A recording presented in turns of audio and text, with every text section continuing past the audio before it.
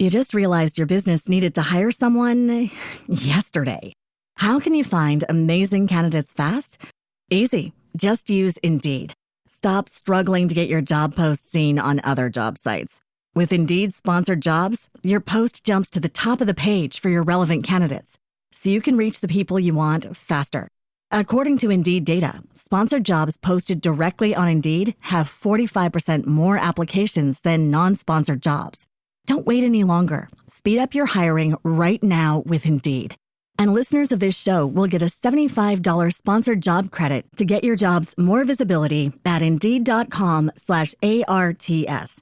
Just go to Indeed.com/ARTS right now and support our show by saying you heard about Indeed on this podcast. Terms and conditions apply. Hiring? Indeed is all you need. Join us and unwind with a good book. Welcome to Relaxing Reads. I'm Deb in Halifax. I'm Simone in Vancouver.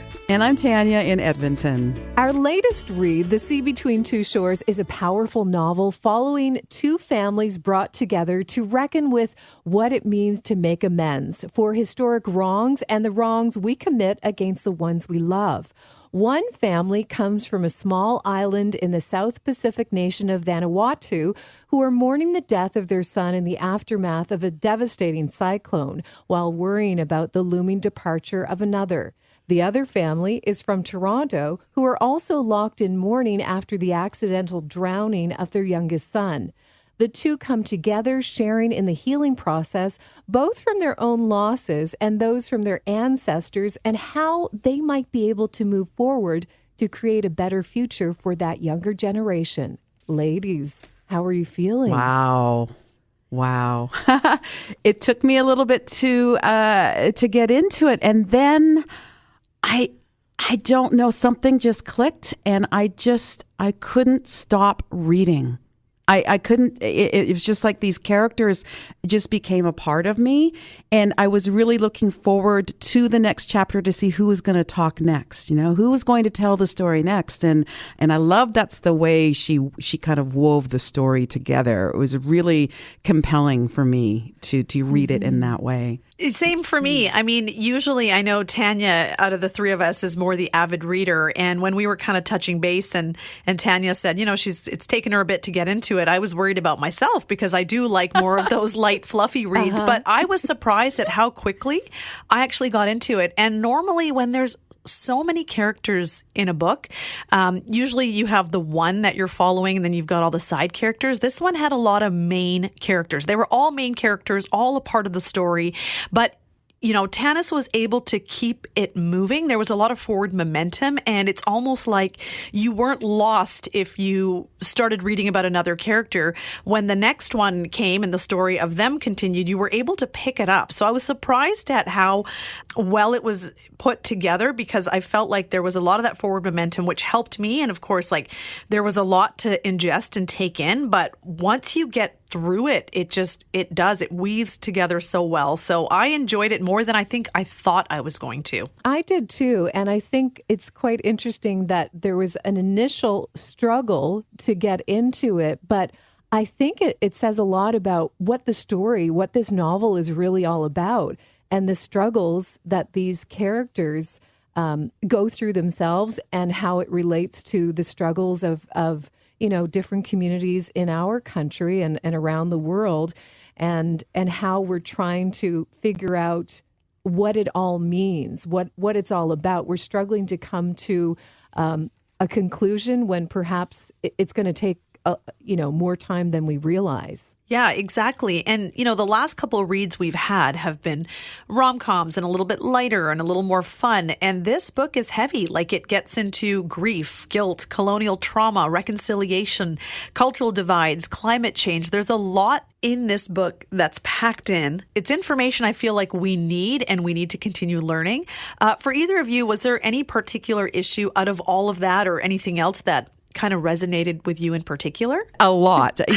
All those things that you actually brought up, I was sort of in tap with all of them. I mean, I had a friend of mine, and we've had conversations about this before, and I'm not going to go into it deeply, but he has said to me, when we've had some racial problems and we've had issues around the whole world, he's like, he says, what if they just would have stayed home?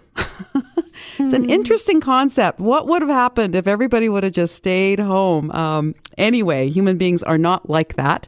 We tend to just go out into the world. Now, this book covers a lot of themes. And there was points in the book where I was just angry.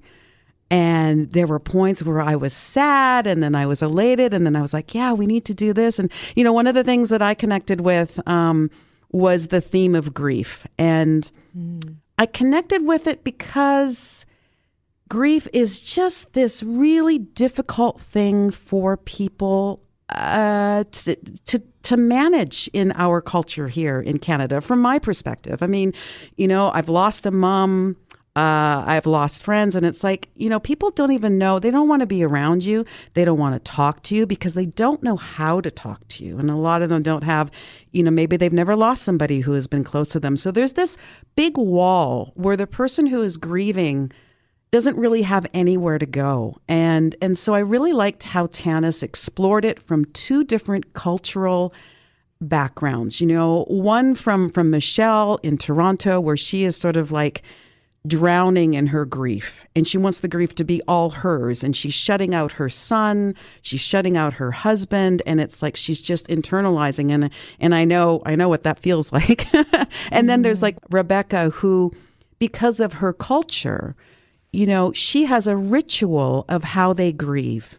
And I loved how, you'll read in the story, is how she had the cord that she put around her neck, made with feathers and all that. And she keeps it on her neck for a year to grieve her son that she lost. It's part of what they do. And everybody in the community grieves. It's not just her. The weight isn't just on her or her family.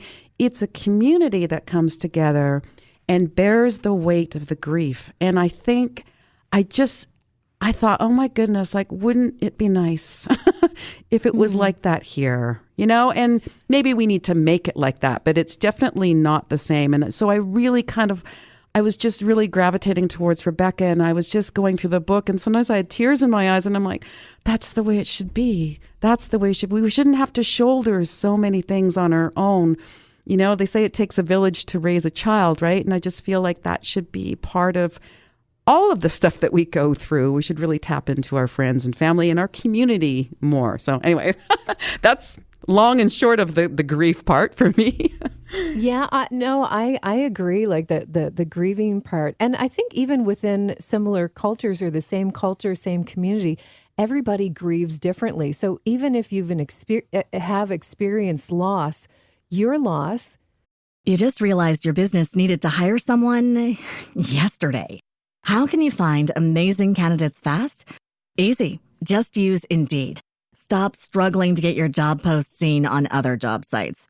With Indeed sponsored jobs, your post jumps to the top of the page for your relevant candidates, so you can reach the people you want faster. According to Indeed data, sponsored jobs posted directly on Indeed have 45% more applications than non-sponsored jobs.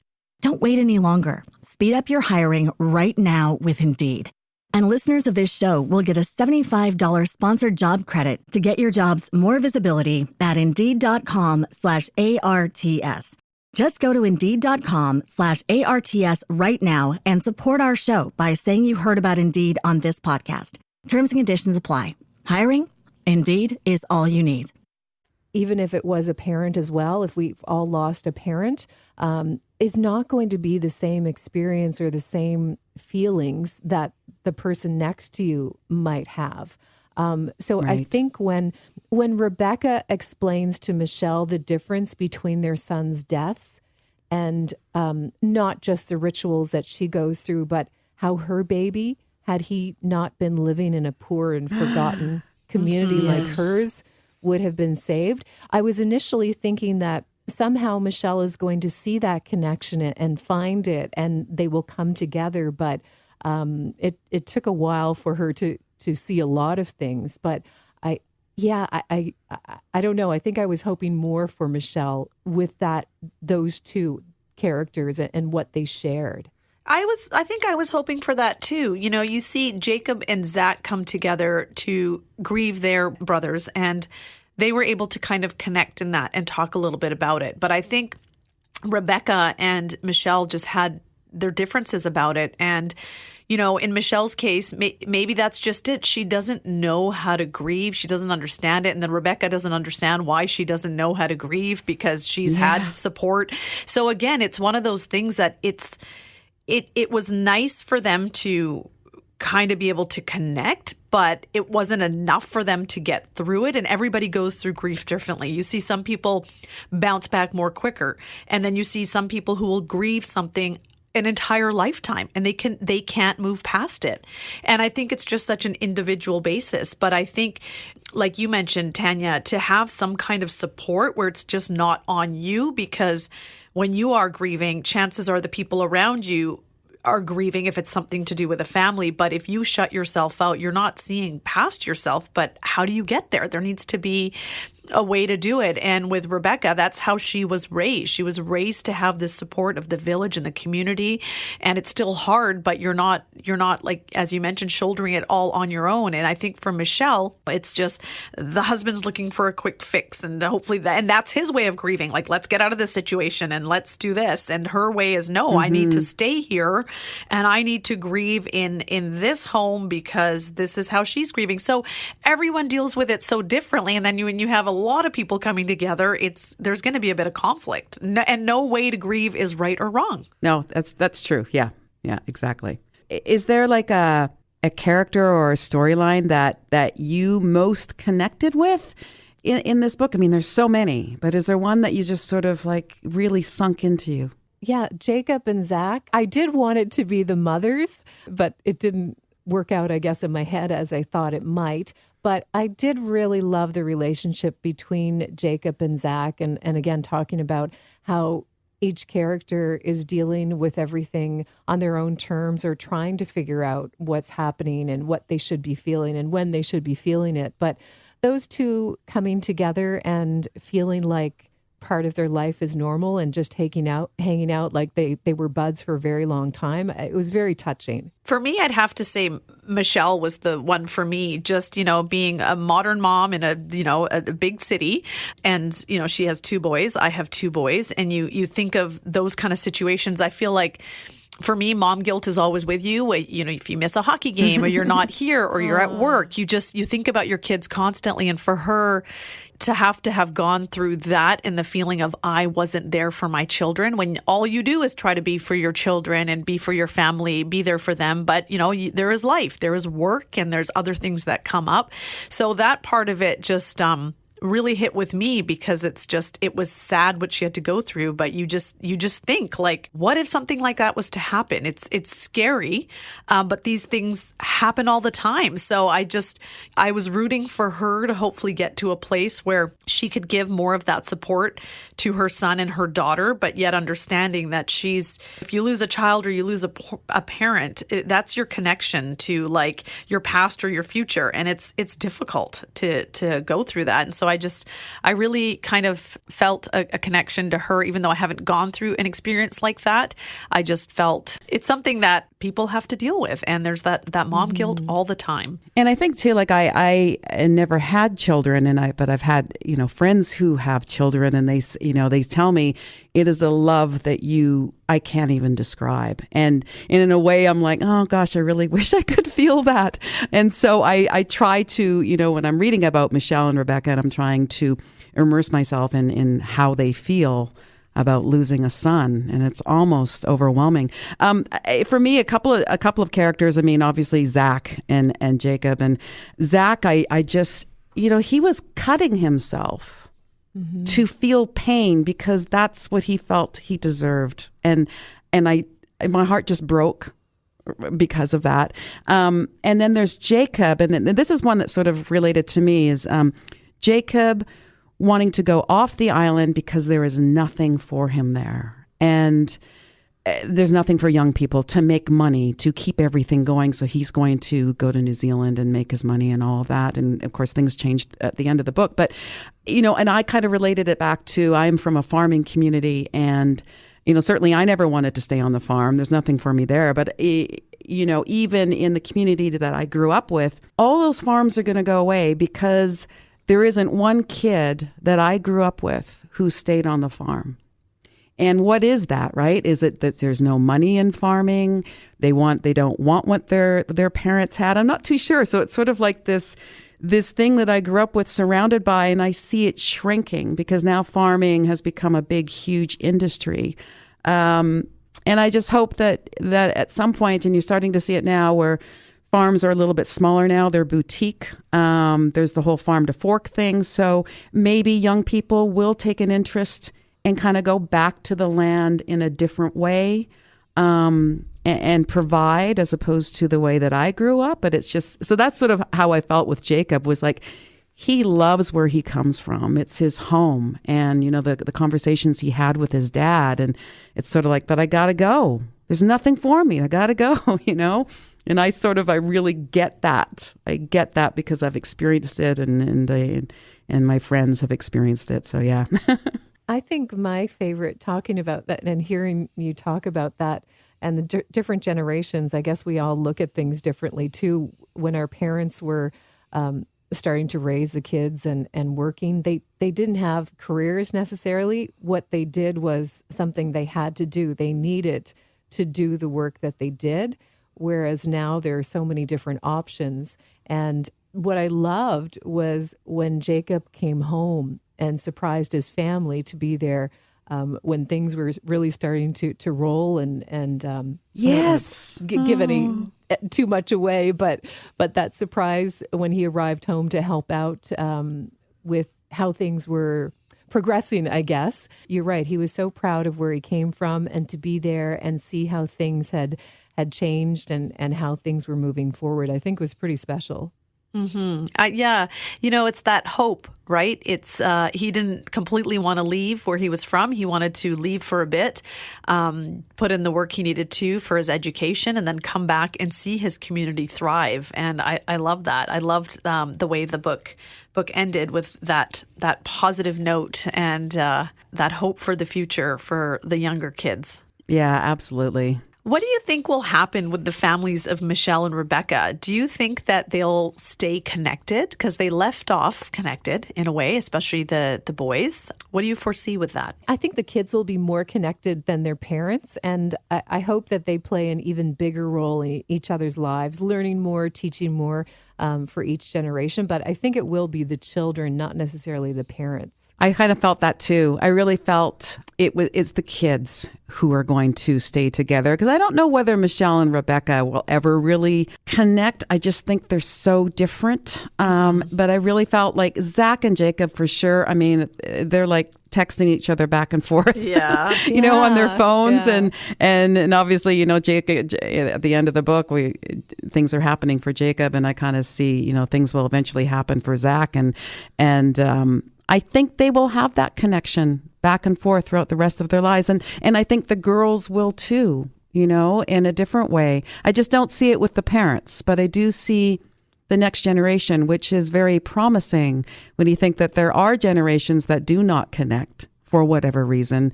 And it just takes the next one to kind of form a bridge or have new thoughts, new ideas that they can then kind of move forward in the same direction that their parents never could for whatever reasons, right?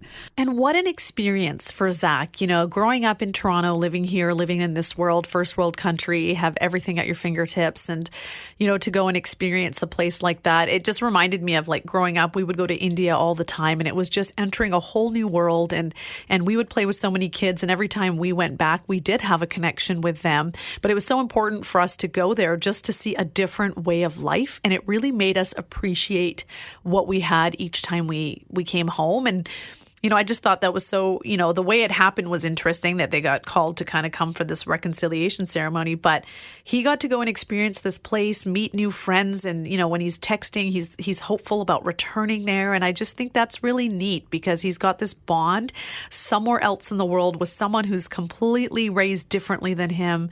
And he can bring some of what he has to the table for Jacob and vice versa. So I think if kids get to have these experiences, or even adults where you can immerse yourself in different cultures and different places, I think that's a huge part of some of the work that needs to be done for the future is just understanding. It's not as easy just being here and living in your bubble and reading, but if you actually get to go and experience that, I think that's just incredible. And you're so blessed if you get to do that. And I think, one of the things that I sort of want to leave my thoughts with is I really love the idea of the Nasara. Now, I might be saying it wrong.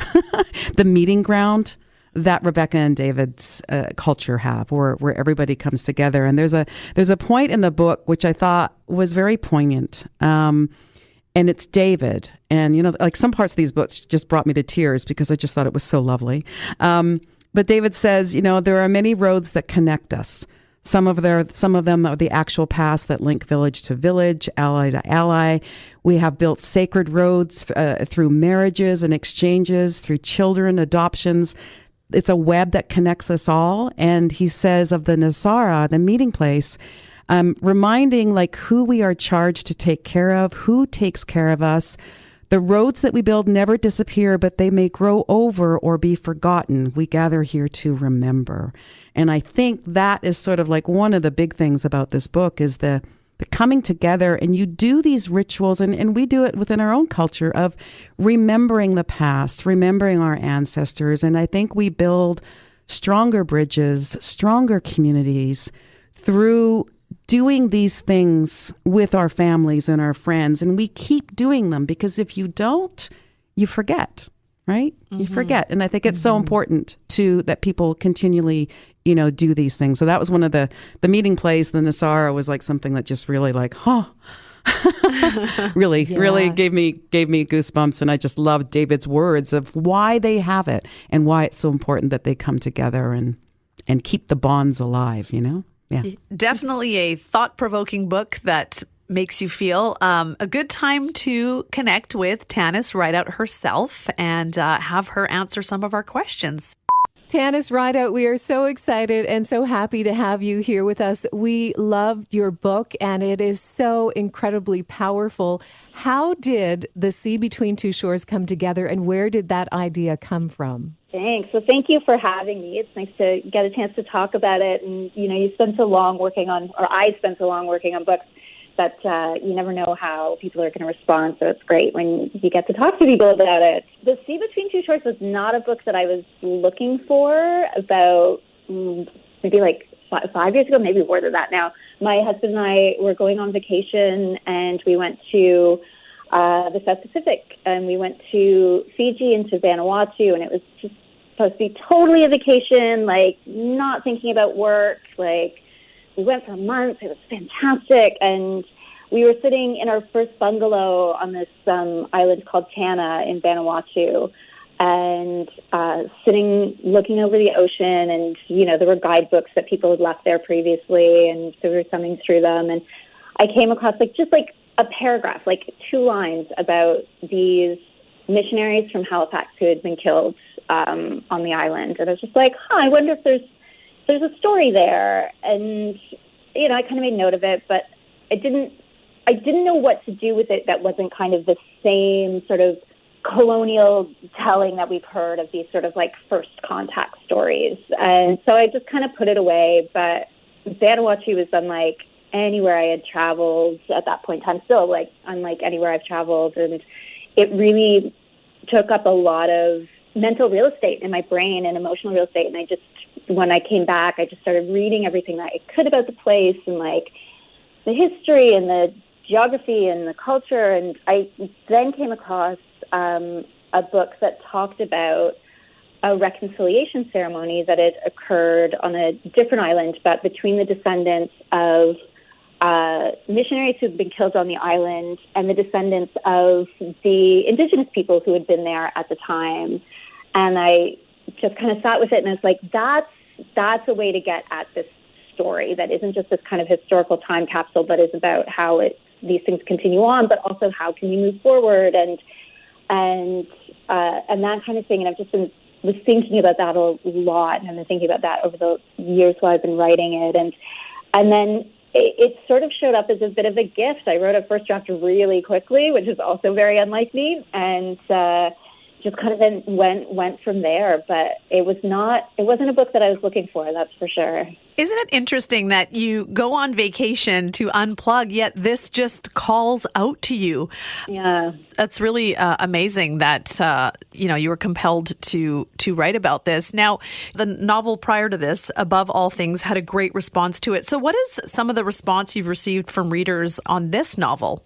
It's quite, there's a historical component and sort of, separate storylines. So there's, it's connected in some ways. I feel like a very different writer at this point in time than who I was when I wrote Above All Things. And Above All Things sort of had this kind of ridiculous reception that was, I was totally not expecting, and did well, across Canada, but also internationally. It was just like, it was quite stunning. And I think The Sea Between Two Shores is a much more difficult book in a lot of ways. I think emotionally, I think just structurally, and about more difficult things. Above All Things, this, this sort of romantic, epic adventure. And The Sea Between Two Shores is struggling with things. So it's been quieter, but then the people who respond to it seem to be responding so strongly to it. I think they're really finding things in it that speak to them about what I think a lot of us are thinking about these days in a lot of areas of our lives, like those systemically and personally, of just like how do we move forward? How do we make good? How do we do better? It feels like we've been in this kind of call-out space for a long time of like wanting to talk about, systemic problems or personal problems, but we're really struggling with what it means and what it looks like to move forward from that. And so, I think people are really responding to that idea of like, what's the next step? Like, what do we do now? And so the people I've spoken to, it seems to hit something in them in a way that, while people really liked Above All Things, it didn't kind of get into them, I think, in quite the same way, if that makes sense. Yeah, certainly. It is definitely a book that makes you feel all the feelings. Absolutely. This is Tanis. It's Tanya in Edmonton. Hey. I loved how you weave the story from chapter to chapter, and it's like different characters were telling the story, but the way you did it, you didn't kind of go over something that was in the chapter before. You just kept going with the story, moving forward. So where one character left off, the next chapter was the next character, and they continue the story. And I really loved how you did that throughout the book, right? And I was thinking about, all the characters that you developed, and they're so compelling. The children in particular, wondering why you chose to not kind of verbalize their ages. It was always sort of something that the reader, we would go through the book and go, okay, I think this person is about this age from what you're talking about, and I think this person is this, and I was never really sure about Fina. And I'm wondering, is that like a choice for you to sort of leave that open? I don't think it was necessarily intentional. I think like Fina is such a from a different space and time than we are, that I think like if I said that she was 15, I think we think about 15-year-olds that we know, and that might not quite translate. Or if she was 13, I think that just kind of also just like how different cultures number their ages and things like that, I think are also very different. I can't speak specifically to how Ni Vanuatu people would have done that at that point in time, but so it's fine. It was kind of a bit more intentionally blurry, that she is a young girl who's on the, cusp of womanhood, and but is still, I was talking to a girlfriend when I was working on it and being like, I don't know, whether the sort of the spunky young girl, it was like quite the right thing for this particular culture. And she's like, there have always been spunky young girls. And I was like, you're right. I love that. Yeah, there always have been across every culture, no matter what it looks like, there's been those young girls and women. So yeah, it was more kind of a sense of her age and her position than she's 13 or 15, or it's that she's about to be married, she's ready to move on to this next sort of phase of her life, that's her positioning. And then with Zach, who I kept struggling with, how old are kids when they drive now? Does he have a driver's license? Because it's changed since I was 16. So it's that I kept getting kind of hung up on that. So he's sort of he's 15 turning 16, and because for some reason, not that driving would come up, but I didn't want him to have his driver's license. and like, but who he is as like kind of around the same age as Sina is also very different. Or even with Jacob, who's older than Zach, but is so much older than Zach because of just like how, their difference in growing up, you know, like that Zach and his entire family kind of get the privilege of being more immature than the Tabes on Ipare do. Right. So by doing that, I kind of feel like you've kind of left the boundaries sort of limitless, and the reader, instead of focusing on what a typical 13-year-old would be or whatever, we can then just kind of go with the character that you have given us and just kind of feel them more, as opposed to trying to put them in a little box of like, oh, well, they're this old, right? And it just kind of broadens our feelings about them and our development of those characters in our own minds. Yeah, and I think because we're also different at different ages. I worked with teenage girls for a long time in Toronto, and like one 14-year-old would be totally different than another 14-year-old in terms of like where they were at, like mentally and physically, and like, you know, versus like who I was as a 14-year-old. And yeah, you need to have sort of boundaries on the age and for general purposes, but at the same time, like being like, he is 16. It feels like it tells us certain things that maybe readers might just jump to different conclusions than if you're just like, he's in his mid-teens. And this is, you know, who he is. Yeah. Is there a character that you were drawn to in particular when you were writing? I like the boys, I have to say. I mean, Sina was fun. She kind of came a little bit later in the historical section. Initially, it was written as letters and diary entries from Josephine's point of view. And working with my editor, Anita Chong at McClellan and Stewart, we sort of slowly kind of moved it over to being in Sina's hands. And like, yeah, again, like writing a spunky teenage girl, what it was for her, like she interested me. Like what was she drawn to in these strangers, and what was she getting out of this relationship? And like that was really interesting to try and get at. But I think Zach kind of ended up being the heartbreak for me in the book. Like he started taking up more and more of the book through various drafts. Like he was always one of the voices, but it was sort of really nailing down that how broken he was and how much he was carrying of his family's, you know, trauma that, I feel like I kind of knew him the best and like wanted to be like, it's okay, it'll be okay. Like, so I think Zach was at the end of the day was like, who really got, inside me a little bit, which I wouldn't have necessarily expected, but I like him. He's trying really hard, you know? Yeah, and it's not easy with, you know, what he's been through in life. Yeah. Reading the book, it carries a lot of weight because it really makes you think. And, you know, I have boys, and there's situations like that where you're like, you know, how would you even cope if something like that happened? And my favorite moment in the book was when Jacob and Zach went through that swimming hole into that cave, or that it felt like such a magical moment of connection. Like, what would you say was your favorite moment in the book, and why? Yeah, I really liked getting Zach and Jacob together at various moments. Like I wanted to write something that was hopeful at the end of the day as well. I feel like there's this idea online that I keep meaning to look up where I first found it called Hope Punk, which basically posits that the most punk thing you can be in today's cynical and difficult times is hopeful.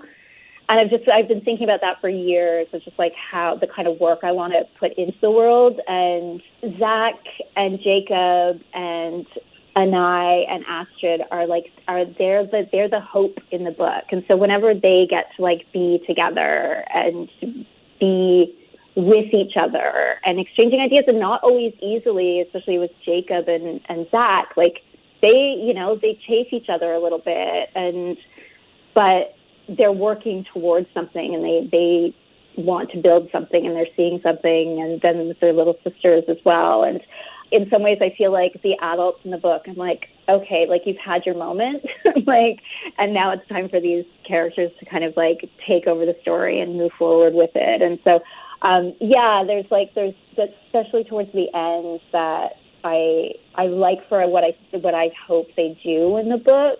in terms of writing, I always love writing physical stuff, like some of like the swimming stuff, and like that's going through the cave, and like when Zach's dad is snorkeling, like I like writing. That's the stuff that's kind of fun to write, is the like physical stuff more so sometimes than the emotional things that tends to take more work and plumbing of your own depths to get to, versus like trying to describe water or the smells of an island or that kind of thing. So I enjoy writing the physical stuff. I think at the end of the day, the stuff that I feel the best about is the hard fought for conversations between some of the characters. And it was some of those conversations that made me think, this is a work of fiction. You have created this story based on some historical things that you found out. But I'm wondering, like, when your readers read the book, I mean, there's so much in this book that is happening today, right? I mean, reconciliation, of course, we know that is very present. We still do have colonialism in missionaries to some extent. There's like the environmental issues and all of that. So what do you hope your readers will absorb from this book? Do you think that putting kind of these real issues within a fictionary world will help them digest it a little more safely, maybe, and maybe be able to really kind of think about some of the things that are happening right now and what we should be doing to help? Yeah, no, exactly. I feel like these things seem so massive, right? Like colonialism and reconciliation and the environment, and like it all seems so enormous and so outside of us, even though like I had several planes canceled because of the insane snowstorms over the holidays, and like I'm back in LA and it's been raining for 2 weeks straight, and like we're in up north of California, there's like crazy flooding, and like we're living in it with the environment, right? Like it's like it's all so personal, and yet it also feels so big and massive that I think sometimes if you can tell a story and put a face to it, it hits in a different way. But also, I guess I wanted people to. I kind of want the book to be a bit of a gateway drug, if that makes sense. It's like, here are these. I think we read headlines once in a while about like these islands that are disappearing in the Pacific, but it feels so far away. It is far away, but it is a direct consequence of what we're doing, what our place is doing, and maybe a lot of people who come to this book have never even heard of Vanuatu, or if they have, it's because there was a season of Survivor that was shot there. Yeah, that's what came to I mind. I had never heard of this area, so yeah. No, exactly. And so, like, my hope is that, like, maybe it opens a door for people to be like, oh, I want to know more about this place. I want to make a connection with this place. I want to understand something, and therefore, what does that do about my life, and like how we can maybe like unsilo ourselves to an extent. And I think that's what fiction can do that sometimes maybe nonfiction can't, is like allow you hopefully to have an enjoyable experience while learning a little something that makes you go, I want to know more about this. I want to like read some Indigenous Canadian writers, whether that's, fiction or nonfiction, or I want to read a Hawaiian writer, or I want to read a Maori writer, and just like, understanding like just how big these problems are, but they're also in our day-to-day lives. They're in the choices that we make. They're in the connections that we make, and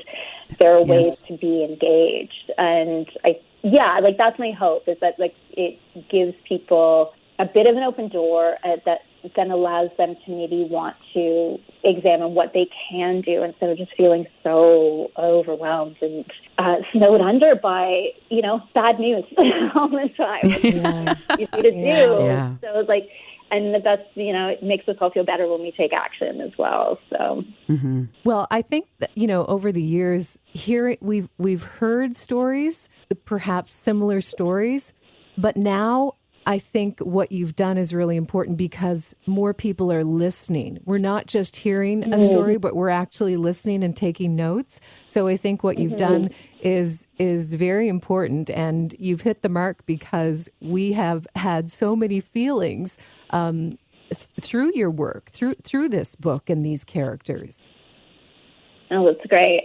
Yeah, I mean, that's the magic of fiction, right? It's the empathetic imagination of fiction, both as a writer and as a reader, that like there's real magic in imagining yourself into other people's experiences, and there's a real gift in that. And I think, you know, for lots of good reasons, we're talking a lot about who gets to write stories and publish stories and things like that, but I also think there is something important about reading outside of your life and writing outside of your life. If I had to write about myself, I couldn't do it. It's like I have to live it. I don't want to like write it, and you know. And so like, and I think that needs to be done carefully and thoughtfully, and with a lot of ethical considerations and conversations and research and all of those things. But I think that there's a lot of power in being able to imagine yourself into other places and other times and other lives. And like, that's how we connect with people, or it's how I connect with people, is I read something and I go, I need to know more. I want to know more. And it makes my world bigger. And what other experiences will you be sharing with us? What's next for you? Yeah, I've just finished rereading a second draft of a new thing, which is, I would say, is very different than both Above All Things and The Sea Between Two Shores, but I think picks up some of the ideas of The Sea Between Two Shores. It's still a lot about forgiveness and making good, but in a very different kind of context. So yeah, I'm hoping it goes a little bit quicker than the last one. But that's always the case.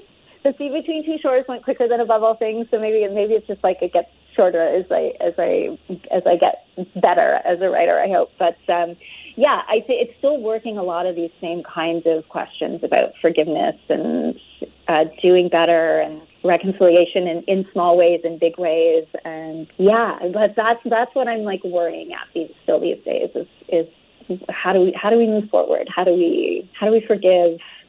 What does that look like? Does everybody get to be forgiven?